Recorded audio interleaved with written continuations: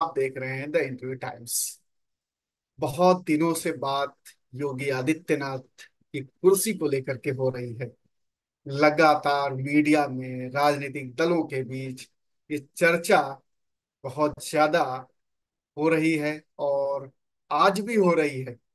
काफी लंबे समय से हो रही है कि क्या योगी आदित्यनाथ की कुर्सी सेफ है या योगी आदित्यनाथ को बदल दिया जाएगा और उनकी जगह कोई और मुख्यमंत्री बनेगा।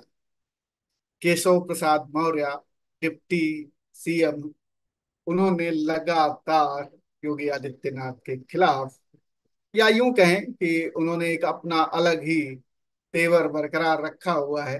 अब वो खिलाफ किसके है ये अलग बात है, लेकिन उनका एक तेवर लगातार बना हुआ है। लगातार वो लामबंदी कर रहे हैं और वो कहीं ना कहीं योगी आदित्यनाथ के खिलाफ लामबंदी दिखती है। आज भी उन्होंने कहा कि संगठन सदैव बड़ा है, सदैव बड़ा है और कार्यकर्ता भी बड़ा है। वो अपने बयान पर आज भी कायम है। इसलिए मैं कह रहा हूं क्योंकि दिल्ली में अभी सब लोग बुलाए गए थे, खास तौर पर जब प्रधानमंत्री ने सारे मुख्यमंत्रियों और उप मुख्यमंत्रियों की बैठक ली। जो बीजेपी शासित उत्तर प्रदेश है वहां से सारे मुख्यमंत्रियों को बुलाया गया था और डिप्टी सीएम को भी बुलाया गया था। बहुत उम्मीदें थी इस बैठक से कि इस बैठक में कुछ निर्देश आएगा और बहुत ज्यादा लोग चर्चा कर रहे थे कि योगी आदित्यनाथ की पेशी होगी एक तरीके से और उनसे पूछा जाएगा कि आखिर चुनाव में हारे क्यों और क्यों ना आपकी जगह केशव प्रसाद मौर्य को कुर्सी दे दी जाए। लेकिन और इसी तरीके से केशव प्रसाद मौर्य भी अपनी लामबंदी कर रहे थे। लगातार तमाम नेताओं से मुलाकात और ऐसा दिखाने की कोशिश कर रहे थे कि उनके ऊपर ऊपर वालों का हाथ है, शीर्ष नेतृत्व के मर्जी के मुताबिक ही वो ऐसा कर रहे हैं। और लगातार मुख्यमंत्री के कुछ विभागों से उन्होंने आरक्षण के बारे में जानकारी मांगी थी, अधिकारियों को फटकार लगाई थी, रिमाइंडर भेजा था और लगातार वो मुद्दे उठा रहे थे तमाम तरीके के और तमाम नेताओं से मुलाकात कर रहे थे। खास तौर पर ओबीसी समाज के तमाम नेताओं से उनकी मुलाकातें हो रही थी, बड़ी चर्चा में हो रही थी उनकी। लगातार वो एक्स पर पोस्ट कर रहे थे। तो ये तमाम सियासत के तमाम अपने जो है तर्कस से तीर निकाल के चलाए जा रहे थे। दिल्ली में जब मुलाकात हुई, अलग से मुलाकात का कोई समाचार तो नहीं मिला, लेकिन वो जो मुख्यमंत्रियों के साथ मुलाकात का था, जो सारे मुख्यमंत्रियों को उसी में अलग से मुलाकात हो गई हो तो अलग बात है। लेकिन एक मुलाकात योगी आदित्यनाथ की बहुत खास मुलाकात हुई, उसके बारे में बाहर कुछ नहीं आया। बीएल संतोष जो बीजेपी के राष्ट्रीय महामंत्री हैं, संगठन मंत्री हैं, बहुत बड़ी पोस्ट मानी जाती है संगठन में। और वो आरएसएस से वो पोस्ट, एक तरीके से आरएसएस का व्यक्ति उस पोस्ट पर बैठता है। बीएल संतोष भी आरएसएस के आदमी हैं, बीजेपी में भेजे गए हैं और वो बड़ी महत्वपूर्ण पोस्ट होती है। कोऑर्डिनेशन एक तरीके से कहा जा सकता है कि बीजेपी यानी सत्ता पार्टी संघ के बीच में वो एक बहुत बड़ी कड़ी का काम करते हैं। तो बीएल संतोष साहब जब योगी आदित्यनाथ दिल्ली पहुंचे, यूपी सदन पहुंचे, तो बीएल संतोष साहब तत्काल वहां पहुंच गए थोड़ी देर बाद और मुलाकात हुई, लंबी मुलाकात हुई। क्या बातें हुई, किस तरीके की आश्वासन मिले या क्या मैसेज दिया गया या क्या कहा गया बीएल संतोष के माध्यम से, या बीएल संतोष ने क्या आश्वासन दिया योगी आदित्यनाथ को। और प्रधानमंत्री जी से जब मुलाकात हुई, प्रधानमंत्री जी ने तो तारीफ की योगी आदित्यनाथ की और उन्होंने कहा कि जिस तरीके से उत्तर प्रदेश प्रगति कर रहा है योगी आदित्यनाथ जी के मार्गदर्शन में, लीडरशिप में, दूसरे प्रदेशों को भी सीखना चाहिए। अब आप मैसेजिंग समझिए, प्रधानमंत्री जी और योगी आदित्यनाथ जी, अलग से मुलाकात नहीं हुई, लेकिन वो नाराज नहीं दिखे, वो नाराज नहीं है जैसा कहा जा रहा था कि योगी आदित्यनाथ के ऊपर ठीकरा फोड़ा जाएगा कि आपके रहते हार कैसे हो गई। इसका मतलब प्रधानमंत्री जी ये समझ रहे हैं कि गलती केंद्रीय नेतृत्व की है। योगी आदित्यनाथ ने बहुत सारे सजेशंस दिए थे, उनको ना मान के गलती की। इसका मतलब ये है कि केशव प्रसाद मौर्य के ऊपर किसी और का हाथ है। केशव प्रसाद मौर्य देखिए, अकेले दम पर केशव प्रसाद मौर्य इतनी बड़ी बातें कहें, और आज भी कह रहे हैं वो। आज भी उनसे जब पूछा गया तो उन्होंने कहा कि सदैव संगठन बड़ा है। और हालांकि उन्होंने ये भी कहा कि बीजेपी में सब ठीक है, सरकार में भी सब ठीक है, सब ठीक है, सब कुछ अच्छा है, संगठन लेकिन सदैव बड़ा है। और ये बार बार वो इसलिए दोहराते हैं कि इससे कम से कम ये लगता है कि वो अलग तरीके की राजनीति कर रहे हैं। और वो आगे करते रहेंगे। कहीं ना कहीं किसी न किसी का हाथ उनके ऊपर है, क्योंकि उनके ऊपर अनुशासनहीनता की कार्रवाई भी नहीं की जा रही है। कुछ भी हो, एक एक तरीके से आप पार्टी के अंदर हैं, और जब आप सार्वजनिक तौर पर कुछ ऐसी बातें कहते हैं जिससे लोगों के बीच में असमंजस फैलता है, आप अपनी सरकार को ही कटघरे में खड़े कर देते हैं कई दफे। और आप ऐसा लगता है, आपको भले ना लग रहा हो लेकिन ऐसा लगता है, जनता को ऐसा लगता है कि सब ठीक ठाक नहीं चल रहा है, क्योंकि आप कैबिनेट की बैठकों में नहीं पहुंचते हैं। जब मंडल स्तर पर समीक्षा बैठकें होती हैं तो भी दोनों डिप्टी सीएम नहीं पहुंचते हैं। और आज भी विधानसभा का जो सत्र शुरू हुआ तो उसमें दोनों डिप्टी सीएम और प्रदेश अध्यक्ष एक ही गाड़ी से पहुंचे। तो ये भी एक है कि एक अलग गुट है, एक योगी आदित्यनाथ का गुट है, और एक ब्रजेश पाठक, केशव प्रसाद मौर्य, भूपेन्द्र चौधरी का गुट है, जो कि अ, अलग ही सियासत कर रहे हैं। अब इसके कई मायने हैं।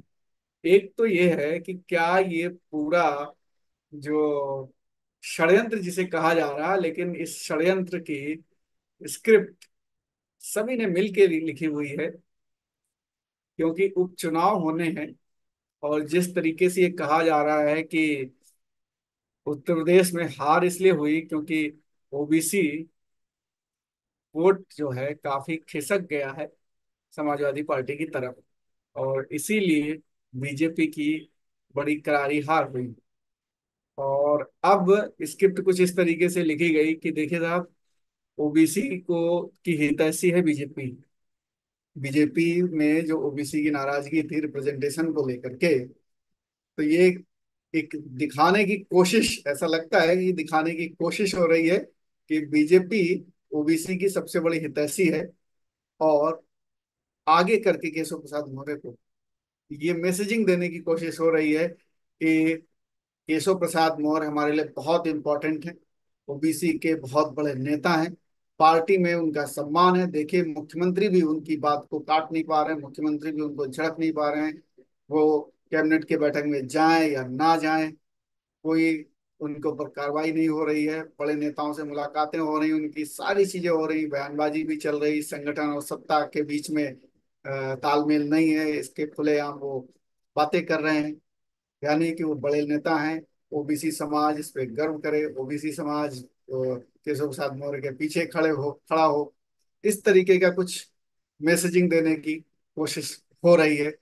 क्योंकि अगर एक ही पार्टी में एक सीएम है, दो डिप्टी सीएम है, एक ही पार्टी के हैं, ऐसा भी नहीं गठबंधन दल के ये दोनों नेता हों।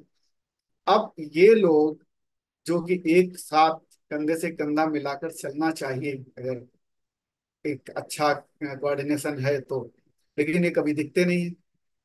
हालांकि जो आज मीटिंग हुई उसमें दोनों डिप्टी सीएम थे, दोनों बैठे हुए थे, लेकिन भाव भंगिमा केशव प्रसाद मौर्य और योगी आदित्यनाथ की बिल्कुल अलग थी। ब्रजेश पाठक की जरूर नजदीकियां दिख रही थी मुख्यमंत्री से, लेकिन जिस तरीके से विजुअल्स आए, जिस तरीके से बॉडी लैंग्वेज देखी गई, तो उसमें ऐसा लग नहीं रहा था। बड़ा सामंजस्य एक साथ जरूर बैठा दिया। ऊपर से ये निर्देश हो सकता है मिले हों कि आप खुलेआम उल्लंघन ना करें, लेकिन अभी जिस तेवर में केशव प्रसाद मौर्य जी के बयान आ रहे हैं, तो वो निश्चित तौर पे कहा जा सकता है कि उन्होंने अभी सरेंडर नहीं किया है, सरेंडर का कोई सवाल नहीं है। और इसीलिए लग रहा है योगी सेफ है, इसमें भी कोई दो राय नहीं। योगी आदित्यनाथ की कुर्सी सेफ है, और वो अनसेफ थी ही नहीं कभी, कभी अनसेफ नहीं थी, वो सेफ है। और आगे अभी ये पूरा कार्यकाल योगी आदित्यनाथ पूरा करेंगे। लेकिन केशव प्रसाद मौर्य का क्या होगा?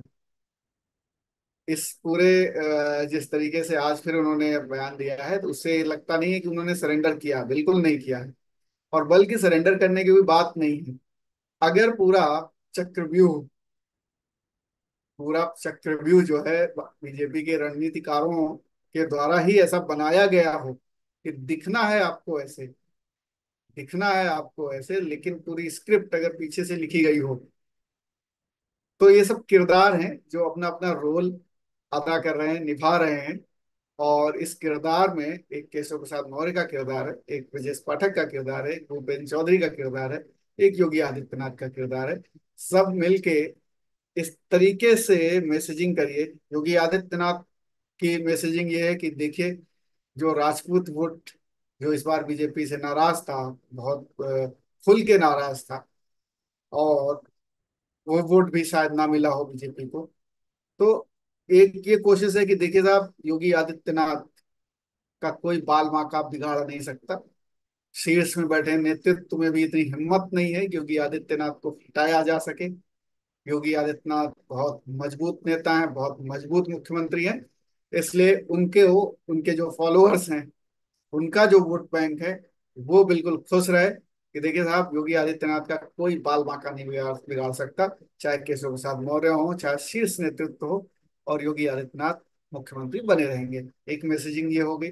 दूसरी मैसेजिंग पैरेलल ये चल रही है कि केशव प्रसाद मौर्य साहब बहुत बड़े नेता हैं, बिल्कुल सरेंडर नहीं किया है, एकदम डटे हुए हैं, और इस बार अपने हक लेके मानेंगे। बीजेपी को हक देना पड़ेगा। इनको भी देखिए, ऊपर शीर्ष नेतृत्व इनका भी कुछ पालमा का बिगाड़ नहीं पा रहा, इनके बारे में भी कोई अनुशासनहीनता की कार्रवाई या किसी तरीके की डांट डपट की शांति बैठिए, आप काम कीजिए, आप डिप्टी सीएम हैं, आप संगठन छोड़िए, संगठन के जो अध्यक्ष हैं वो संगठन का काम करेंगे। आप डिप्टी सीएम हैं, आप सरकार को संभालिए, सरकार का काम कीजिए। तो ऐसी भी कोई मैसेजिंग नहीं है।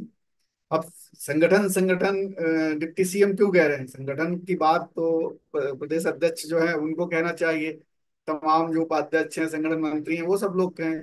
आप सरकार की बात करिए, आपके पास जो मंत्रालय है उसमें क्या प्रगति हो रही है, आप आम जनता के लिए क्या कर रहे हैं, वो बात कीजिए। लेकिन मैसेजिंग ये है कि देखिए, ये भी मजबूत हैं, और इनके बारे में भी किसी को डाउट नहीं होना चाहिए। लगातार ये आपके हितों के लिए संघर्ष कर रहे हैं, तो पार्टी सभी को साधने की कोशिश कर रही है। अब ऐसे में कहीं ऐसा ना हो जाए कि किसी को ना साध पाए, योगी आदित्यनाथ का फॉलोअर्स भी खुश ना हो, केशव प्रसाद मौर्य के फॉलोअर्स भी खुश ना हो, और दोनों में पता चला कि दोनों नहीं संभाल पाए, सबको संभालने चले और कोई हाथ नहीं आया, किसी को नहीं संभाल पाए। राजनीति है, ये कुछ भी हो सकता है। जनता क्योंकि मूर्ख नहीं है, जनता सब देखती है। अभी इस बार भी जनता ने डिसाइड किया, और जनता ने देखा सब कुछ। तो जनता देखती है, जनता हर चीज को महसूस करती है, अपना विवेक इस्तेमाल करती है और वोट करती है। तो आप दो नावों में सवारी नहीं कर सकते। अगर बीजेपी का शीर्ष नेतृत्व तो ये सोच रहा हो कि एक तरफ योगी आदित्यनाथ को भी बड़ा नेता दिखाया जाए, दूसरी तरफ केशव मौर्य को भी बड़ा नेता दिखाया जाए, और जनता इसी भ्रम में रहे, इस भ्रमजाल में रहे कि हमने देखिए, हमने जीत लिया ये युद्ध, हमने बाजी मार ली है राजनीतिक सियासत में, राजनीतिक युद्ध में, तो ऐसा होने वाला नहीं है। क्योंकि जनता बहुत प्रबुद्ध है, और खासतौर पर उत्तर प्रदेश और बिहार की जनता तो पॉलिटिकली बड़ी अवेयर है। आप नेता कुछ कहता है, जनता उसके एकदम बाल में खाल निकाल लेती है। तो एक तो ये कि क्या शीर्ष नेतृत्व इस बार भी गलती कर रहा, जैसे लोकसभा चुनाव में समझ नहीं पाया। खुले खुली किताब थी पूरा उत्तर प्रदेश की जनता, लेकिन वो समझ नहीं पाया, जनता के मुद्दे नहीं समझ पाए, और बुरी हार हुई। इस बार भी कि क्या, या तो केशव प्रसाद मौर्य को इतना बढ़ चढ़ के बुलवाने की जरूरत नहीं थी। आप अपनी राजनीति, आप अपनी सियासत खुद खराब कर रहे हैं। एक प्रदेश पीसफुली चल रहा है, एक नेता को आपने मुख्यमंत्री बना दिया, दो डिप्टी सीएम बना दिए, आपको कोशिश से करनी चाहिए शीर्ष नेतृत्व को कि ये सरकार पीसफुली चले, आपस में विवाद ना दिखे, कम से कम सामने ना दिखे। लेकिन वो शीर्ष नेतृत्व इस मामले में फेल रहा है। और केशव प्रसाद मौर्य को आगे करके कुछ आ, योगी आदित्यनाथ के बारे में या उनके कैबिनेट में ना जाना एक तरीके से, जब वो समीक्षाएं हो रही है, कैबिनेट मीटिंग हो रही है, तो एक तरीके से उनका अपमान है। और दूसरी तरफ कई जगहों पर केशव प्रसाद मौर्य को ना बुलाया जाना 50 CM होने के बावजूद, वो उनका अपमान है। तो दोनों नेता एक दूसरे का इस तरीके से अपमान कर रहे हैं, ये भी ठीक नहीं है। तो ये सारी चीजें होनी नहीं चाहिए, लेकिन ये सब चीजें हुई। तो ये कहा जा सकता है कि जिस तरीके से राजनीतिक घमासान मचा हुआ है, ये अभी बंद नहीं हुआ है। और ये शायद अगले उपचुनाव तक ये जारी रहे, लोगों को भ्रम में रखा जाए कि देखिए साहब, बीजेपी में सब लोग बिल्कुल कार्यकर्ता, बार बार कार्यकर्ताओं की बात क्यों कही जा रही है, क्योंकि कार्यकर्ता ही नाराज, बार बार उन्हें जोश भरा जा रहा है कि नहीं दी साहब, सत्ता से बड़ा कार्यकर्ता है और कार्यकर्ता की सुनी जाएगी, जिससे इस बार जोश में आ जाए, उपचुनाव में मतदान करे। और वो ये सजबाग उसको दिखाया जा रहा है कि देखिए साहब, केशव प्रसाद मौर्य किसी भी वक्त मुख्यमंत्री बन सकते हैं। और इधर योगी आदित्यनाथ के फॉलोअर्स कहा जाता है बिल्कुल नहीं, केशव प्रसाद मौर्य बिल्कुल नहीं बन सकते, योगी आदित्यनाथ बहुत मजबूत नेता है, पूरा उत्तर प्रदेश के लिए उपयोगी हैं, बिल्कुल उन्हें हटाया नहीं जाएगा। दोनों लोगों को भरोसा दिलाया जा रहा है, दोनों लोगों को सपने दिखाए जा रहे हैं, दोनों वर्गों को। और इस तरीके से चुनाव की ये रणनीति लग रही है। इसके अलावा ज्यादा कुछ लग नहीं रहा है, कहीं कोई सत्ता का न परिवर्तन होना ऐसा दिख नहीं रहा कि होगा। और भ्रम की एक स्थिति बनाई जा रही है। और इसमें शीर्ष नेतृत्व, रणनीतिकार, सब लोग शामिल हैं। और जनता को एक तरीके से इस बार फिर धोखे में रखा जा रहा है। और चुनाव तक, शायद जो उपचुनाव आने वाला है, अभी घोषित नहीं हुआ, जब चुनाव होगा 10 सीटों का, तब तक तो ये चलता रहेगा। और उसके बाद जब 27 का चुनाव आने वाला होगा, तो 1 साल पहले फिर ये शुरू हो जाएगा इसी तरीके की पॉलिटिक्स। और क्योंकि तब भी जनता को भ्रम में रखना होगा, जिससे कि उनका वोट बैंक इंटैक्ट रहे। आप क्या सोचते हैं? क्या केशव प्रसाद मौर्य ने सरेंडर कर दिया है और योगी आदित्यनाथ बिल्कुल सेफ हैं? आप क्या सोचते हैं इस बारे में? कमेंट करके हमें जरूर बताइए। फिलहाल इस चर्चा में इतना ही। आपने द इंडियन टाइम्स को देखा, इसके लिए आपका बहुत बहुत आभार। और जो लोग नए हैं, उनसे आग्रह है कि आप इस चैनल को सब्सक्राइब कर लीजिए, जिससे कि आपको समय रहते वीडियो मिलते रहें। फिलहाल इतना ही। नमस्कार।